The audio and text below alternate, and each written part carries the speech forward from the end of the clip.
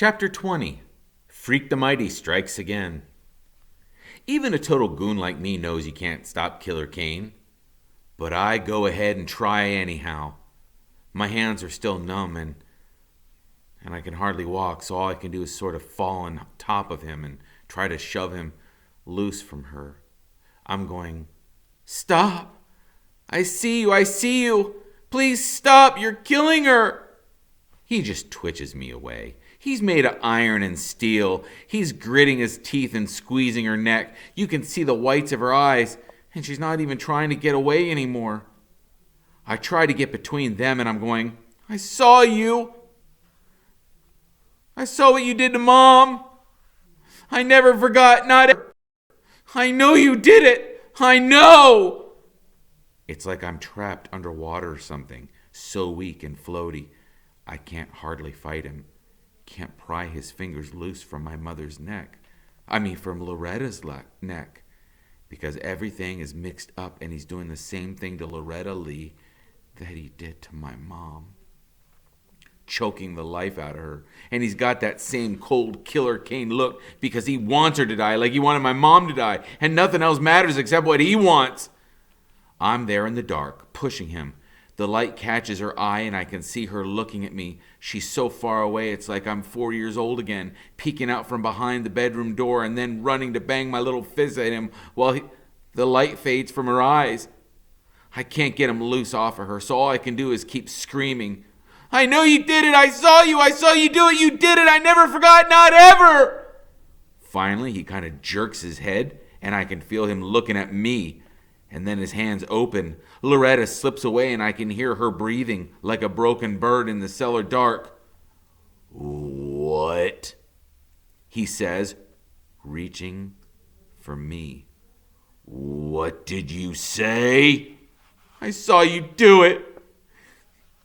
I saw what you did to my mom." "You weren't but just 4 years old," he says, and now his big hands are starting to curl around my neck. Except he's holding me soft. I can feel his heart beating and his cool breath in my face that makes me want to fall asleep. "You can't possibly recall that event. You think you can, but you can't." "I can," I say. "I do." "That's a poison they put in your mind, boy. They brainwash you into thinking what you can remember." He's pulling me closer, holding me softly by the neck, and now I can feel the pulse in his hands. "They never talk about it," I say. "They don't have to because I can never forget it, no matter how much I try."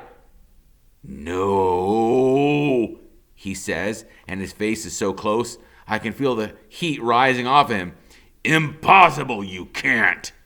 "You were wearing your brown corduroy trousers," I say, talking so fast it makes me shake inside. "And the black t-shirt with no sleeves. I tried to stop you and I couldn't.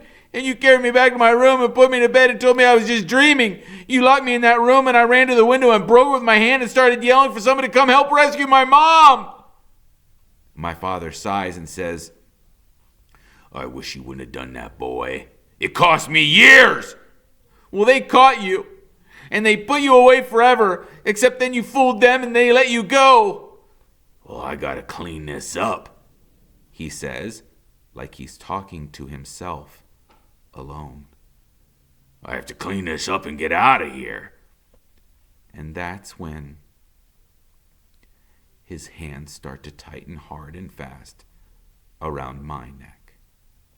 I'm trying to fight him, but I'm so small and weak, and he's so big and strong. You can't stop him. No one can stop Killer Kane. He squeezes and squeezes and squeezes. I'm in this faraway place, falling backwards, real slow and dreamy, when I hear a window breaking. Then a small, faraway voice is saying, "Put your hands up, villain!" And I really am falling, and the air is coming back into my lungs so fast it hurts. I'm lying there all crumpled up sideways, and I can see Freak. He's rolled down through the cellar window into a pile of coal, and he's trying to stand up. "I'm warning you," he says in that fierce, bold way he has. He's got a squirt gun, one of those big blaster models that holds about a gallon of water. Killer Kane is looking at me, and he's looking at Loretta all crumped up and moaning, and he's looking at Freak, and then he shakes his head and he goes, "I know a real gun when I see it, you little monster." He makes a move, reaching out, and Freak tries to scuttle back in a little ways, but he can't really run, and even if he could, there's no place to go. "Is this your partner in crime?" Killer Kane says to me. "Well, I guess maybe you are a retard after all." Freak is pointing the squirt gun right at his face, and he says, "Guess what I got for Christmas, Mr. Kane? And you better guess right, because your life depends upon it." Killer Kane doesn't say anything. He's just reaching out real slow because he knows that Freak can't get away. "Yeah, I got this squirt gun," Freak says. "And a chemistry set. That's what I got for Christmas, Mr. Kane." Killer Kane just looks at the squirt gun. He shakes his head like, "Who are you kidding?" "Yeah, sulfuric acid," Freak says, raising up the gun and sighting along the barrel. "Good old reliable H2SO4, an oily, colorless, corrosive liquid used in dyes, paints, explosives, and many other chemical experiments." Killer Kane says, "You're lying, kid! You can't fool me!" That's when Freak, squirt, squirt, presses the trigger and sprays him right in the eyes. Ah!